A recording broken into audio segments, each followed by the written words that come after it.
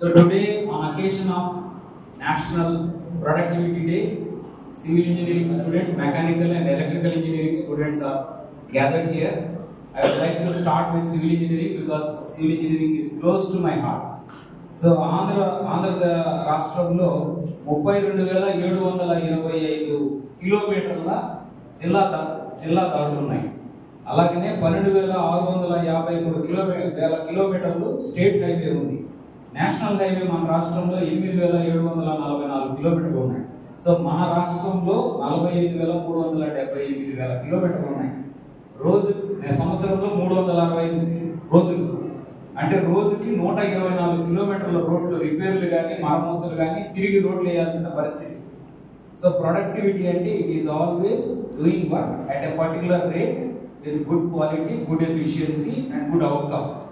So మీరు కానీ దాన్ని కానీ గంటల్లో చేస్తే రాత్రిపూట రోడ్లు వేయడం కుదరదు, రవాణా అంతరాయం కలగదు. సో మీరు కానీ దాన్ని గంటల్లో కానీ లెక్కేస్తే గంటకి 12 కిలోమీటర్ల రోడ్డు వేయాలి. ఆంధ్ర రాష్ట్రంలో రోడ్లు బాగుండాలి అని అంటే సో సివిల్ ఇంజనీర్స్ కి రోడ్లు వేసేదానికి కావాల్సిన రా మెటీరియల్ ఎవరో ఒకరు అందించాలి. రోడ్డు వేసేదానికి రా మెటీరియల్ ఏంటి? తారు, ఇసుక, మట్టి, గ్రావెల్ ఇవన్నీ కావాలి.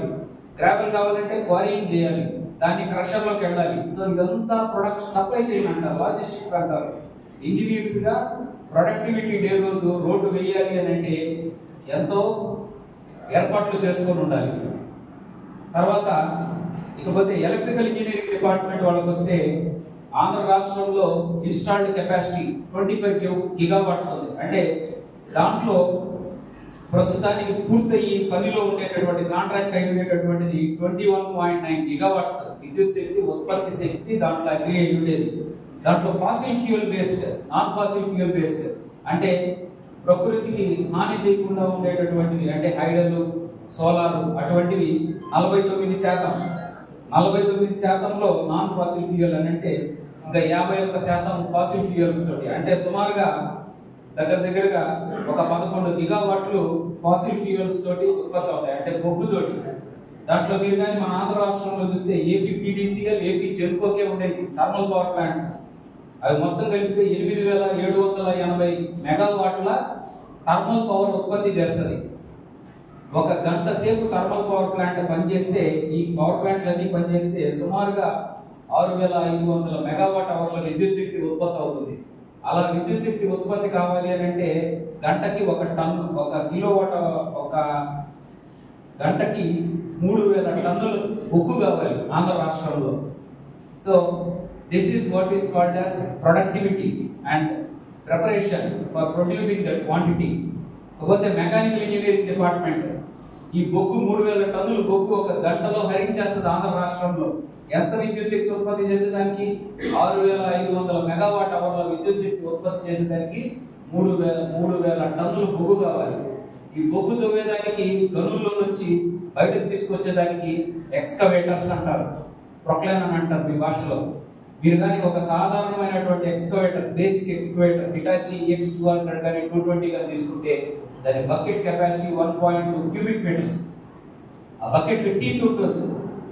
ఈ హార్డ్ సర్ఫేస్ ని తీయాలి అని అంటే ఆ టీత్ 10 గంటల్లో మార్చేయాల్సి వస్తుంది. ఒక టీత్ సెట్ 8,000 రూపాయలు. జేసీబీ అంటారు కదా, జేసీబీకి ఉండే పళ్ళు టీత్ సెట్ 4,200.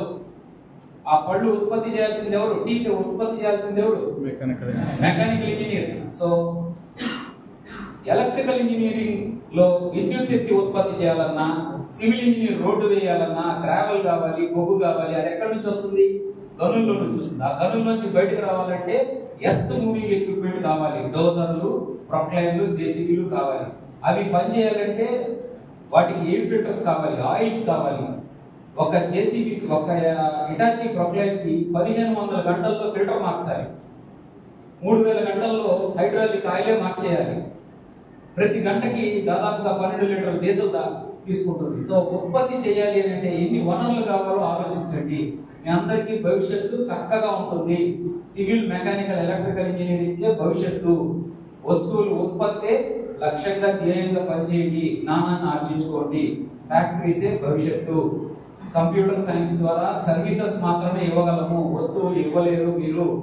సో దయచేసి ఏఐ రంగం రాణిస్తుంది, డౌటే లేదు. మనం చేయబోయే పనిని సులభం చేస్తుంది. ఎవరు చేయబోయే పని? Electrical engineer, mechanical engineer, civil engineer చేయబోయే పనిని సిఎస్సి వాళ్ళు సులభం చేస్తారు. కానీ సిఎస్సి వాళ్ళు ఏ పని చేయలేరు. స్వయంగా బ్రెయిన్ తీసి టేబుల్ మీద పెట్టి కాఫీ పెట్టమంటే పెట్టలేదు. బ్రెయిన్ ఏం కావాలి? శరీరం కావాలి. శరీరానికి ఏం కావాలి? చేతులు కావాలి. మన శరీరంలో చేతుల్లాగా ఇంజనీరింగ్ లో civil engineering, electrical engineering, mechanical engineering ఏంటి? చేతులు, కాళ్ళు, అన్ని అవయవాలు అవే. ఓన్లీ బ్రెయిన్ మాత్రమే ఈసీఈ, సిఎస్సి. దయచేసి అర్థం చేసుకోండి. నేషనల్ ప్రొడక్టివిటీ డే సందర్భంగా ఈ వారం మొత్తం ప్రొడక్టివిటీకి సంబంధించిన సెమినార్స్, టెక్నికల్ సెమినార్స్ ఇవ్వండి. మీరు కొంత నేర్చుకొని ఈ స్టూడెంట్స్ షేర్ చేసుకోండి. దాన్ని పీర్ లెర్నింగ్ అంటారు. దాని ద్వారా మీ అందరి జ్ఞానాన్ని పెంచుకోవచ్చు. ఈ నేషనల్ ప్రొడక్టివిటీ డే సందర్భంగా మన కాలేజీలో ఈ ప్రోగ్రామ్ని నిర్వహించినందుకు మెకానికల్ డిపార్ట్మెంట్కి, తర్వాత సివిల్, ఎలక్ట్రికల్ వాళ్ళు కూడా ముఖ్యం ఇది కాబట్టి వాళ్ళని కూడా ఇక్కడ కలిపి అందరూ కలిసికట్టుగా చేసుకునేది చాలా సంతోషంగా ఉంది. Thank you very much.